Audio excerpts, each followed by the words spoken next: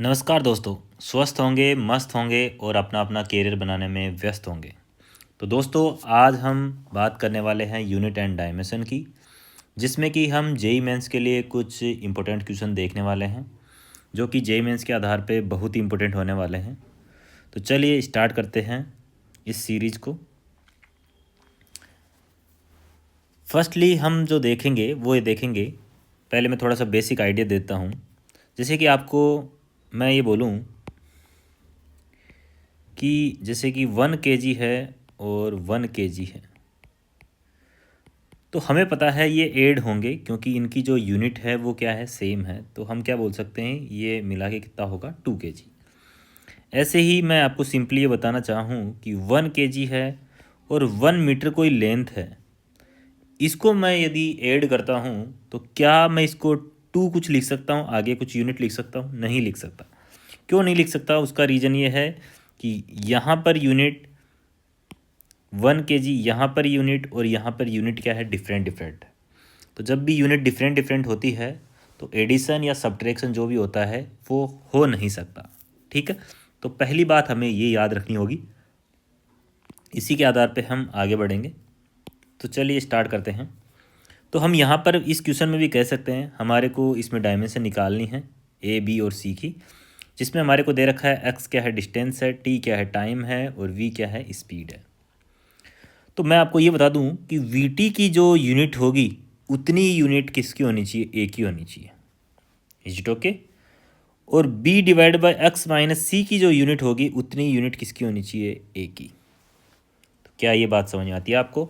इसी के आधार पे क्या मैं यहाँ पे ये लिख सकता हूँ, ए की जितनी यूनिट होगी वो वी इंटू टी की यूनिट होगी।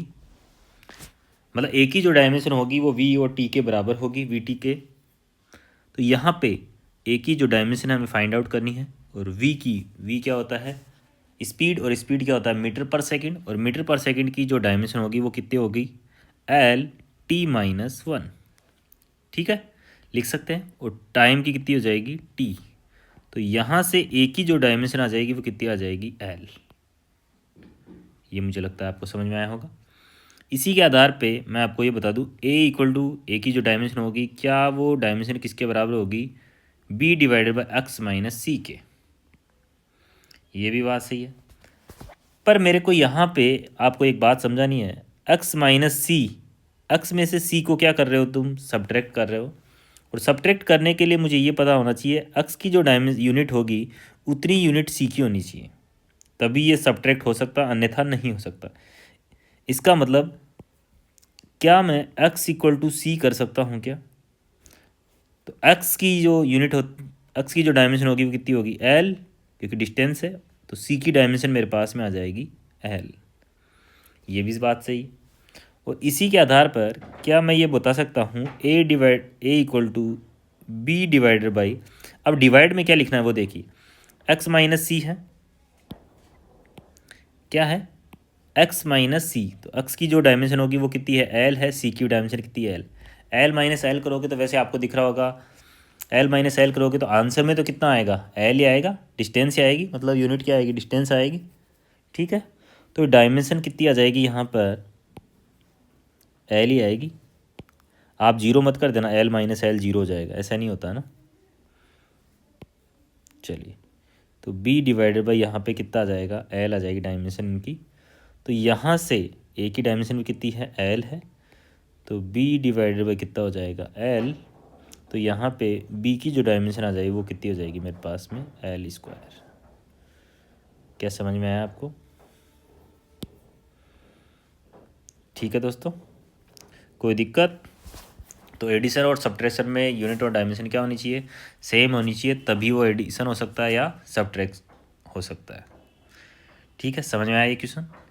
इसी के आधार पे कुछ एक बात और, मैं नेक्स्ट क्वेश्चन करवाने से पहले थोड़ी सी बात बताने की कोशिश करूँगा। जैसे कि आपको बेसिक पता होना चाहिए डायमेंशनलेस क्वांटिटी कौन कौन सी होती है। तो डायमेंशनलेस क्वांटिटी कौन सी होती है, जैसे रेशियो में हो गया, जैसे लेंथ डिवाइड बाय लेंथ हो गया, तो डायमेंशनलेस हो जाएगा, 1 आ जाएगा उसका आंसर। ठीक है, जैसे ट्रिग्नोमेट्रिक फंक्शन हो गए, या जैसे कोई कांस्टेंट हो गया, 5 हो गया, 5 का डायमेंशन भी कितना हो जाएगा, 1। कांस्टेंट हो गया पाई, ई, इनका जो डायमेंशन होता है वो कितना होता है, 1 होता है। ये आपको पता होना चाहिए। और जो मैथमेटिकल फंक्शन होते हैं जैसे ई की power x, log x, trigonometry जो फंक्शन होते हैं या इन्वर्स जो फंक्शन होते हैं उनकी जो डायमेंशन होती है वो भी कितनी होती है, 1 होती है। और दूसरी बात याद याद रखना, इसके अंदर जो फंक्शन आता है ई की पावर के अंदर जो आएगा एक्स, जैसे फंक्शन में आया कुछ आया, log के अंदर कुछ आया, साइन के अंदर कुछ आया, इन्वर्स फंक्शन के कुछ इन्वर्स के अंदर कुछ आया, उनकी वैल्यू भी कितनी होगी, 1 होगी। वो भी क्या होते हैं, डायमेंशनलेस। ठीक है, इस कंसेप्ट में को यूज करके मैं आगे वाले क्वेश्चन करने वाला हूँ। तो आप ये देख सकते हैं, आपको ये बेसिक आइडिया आपने लिख भी रखा होगा ये बात, फिर मैंने एक बार आपको बता दी है। यहाँ पर मेरे को एक क्वेश्चन दे रखा है, the force is given in terms of time t and displacement x by the equation f equal to a cos bx plus c sin dt। ठीक है, और डायमेंशन मेरे को निकालना है AD डिवाइड बाई बी का। तो यहाँ पे फोर्स इक्वल टू कितना हो गया मेरे पास में, a cos bx plus c sin dt। ठीक है, तो दोस्तों एक बार आप इस क्वेश्चन को पोज करके भी देख सकते हैं, खुद भी सोल्व कर सकते हैं। ठीक है, तो चलिए स्टार्ट करते हैं। तो सबसे पहले मैं आपको बता दूं, अभी अभी मैंने आपको बताया कि कोस या जो ट्रिग्नोमेट्री फंक्शन होता है वो क्या होता है, डायमेंशनलेस होता है। तो यहाँ पर इस पूरे की जो वैल्यू है वो कितनी होगी, डायमेंशनलेस है तो कितनी होगी, 1 होगी। और इसी के आधार पर इसकी वैल्यू भी कितनी होगी बेटा, 1 हो जाएगी। और इसके अंदर वाले की वैल्यू भी कितनी हो जाएगी, बी एक्स की वैल्यू भी कितनी हो जाएगी, 1। और डी टी की वैल्यू भी कितनी हो जाएगी, 1, जैसा कि मैंने आपको ऊपर अभी अभी बताया है। ठीक है, तो क्या मैं अब ये लिख सकता हूँ, बी एक्स इक्वल टू कितना लिख सकता हूँ मैं, 1 लिख सकता हूँ। तो b इक्वल टू कितना आ जाएगा मेरे पास में, 1/x। और b इक्वल टू कितना आ जाएगा मेरे पास में, l-1। और इसी के साथ में क्या मैं dt इक्वल टू 1 लिख सकता हूँ। और d इक्वल टू कितना आ जाएगा, 1/t। तो इसको मैं क्या लिख सकता हूँ, t-1। ठीक है, यहाँ तक समझ में आया। तो आगे देखते हैं। अब क्या मैं ऐसा लिख सकता हूँ, f इक्वल टू a। देखो इसकी जो वैल्यू है कोस बी एक्स की वैल्यू तो आपने 1 मान ली ना, और साइन डी टी की वैल्यू भी कितनी मान ली, 1 मान ली है।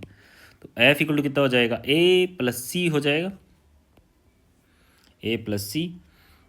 अब मुझे एक बात समझ में आती है, वो क्या, a की जितनी यूनिट होगी उतनी ही c की यूनिट होनी चाहिए। क्यों होनी चाहिए, क्योंकि वो ऐड हो रहे हैं। और दूसरी बात क्या है, a की जितनी यूनिट होनी चाहिए वही f की यूनिट होनी चाहिए, क्योंकि a और c मिलके f बना रहे हैं ना। तो इनकी जो यूनिट और डायमेंशन तो क्या होनी चाहिए, सेम होनी चाहिए, तभी एडिशन हो रहा है। तो यहाँ पर क्या मैं f इक्वल टू a लिख सकता हूँ, और यहाँ पर मैं f इक्वल टू c लिख सकता हूँ। ठीक है, तो f क्या होता है, mlt-2। ये किसकी होती है, फोर्स की डायमेंशन होती है, mlt-2। c की वैल्यू भी आपको मिल गई है। ठीक है, अब हमारे को जो वैल्यू चाहिए वो किसकी चाहिए, AD डिवाइडेड बाई बी की वैल्यू चाहिए, AD डिवाइडेड बाई बी की वैल्यू चाहिए। A कितना हो गया, mlt-2। और D की जो वैल्यू है मेरे पास में कितनी आ जाएगी, t-1।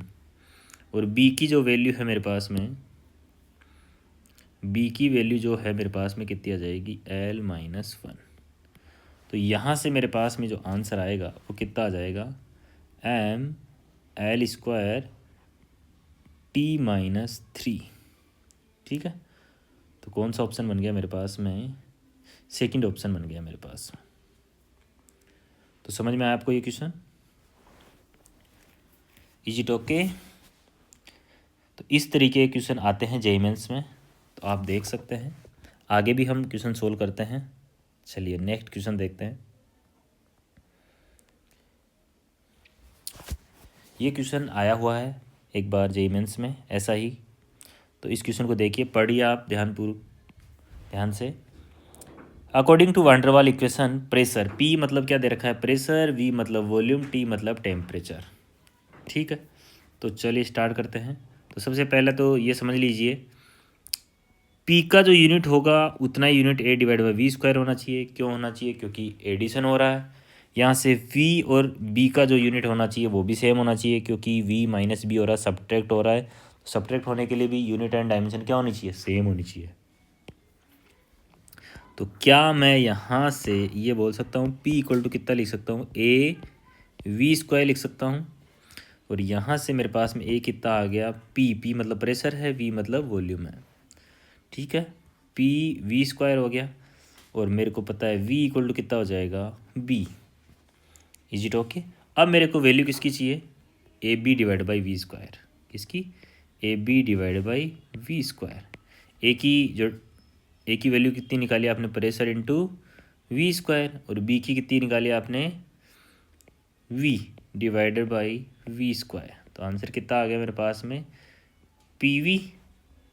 और पी वी किसका फॉर्मूला होता है, एनर्जी का। और नहीं पता है तो आप ऐसा देख सकते, पी मतलब प्रेशर, प्रेशर क्या होता है, फोर्स डिवाइडेड बाई एरिया। और वी मतलब वॉल्यूम, वॉल्यूम कितना हो गया, एल क्यूब लिख सकता हूँ मैं। और फोर्स को लिख सकता हूँ मैं M L T minus two. और एरिया एल स्क्वायर। और ये कितना हो गया मेरे पास में, एल क्यूब। और देख सकते हो आप, ये कितना हो जाएगा मेरे पास में, एम और एल स्क्वायर हो जाएगा और टी माइनस टू। क्या आपको ऐसा फॉर्मूला देखा आपने, ये एनर्जी का डायमेंशन बनता है। और एनर्जी का डायमेंशन आपको नहीं पता और भी आपको थोड़ा पता करना है। तो देखो, फोर्स तो बन नहीं रहा, प्रेशर तो बन नहीं रहा, फोर्स भी नहीं बन रहा, प्रेशर भी नहीं, या तो पावर में बनेगा या एनर्जी में।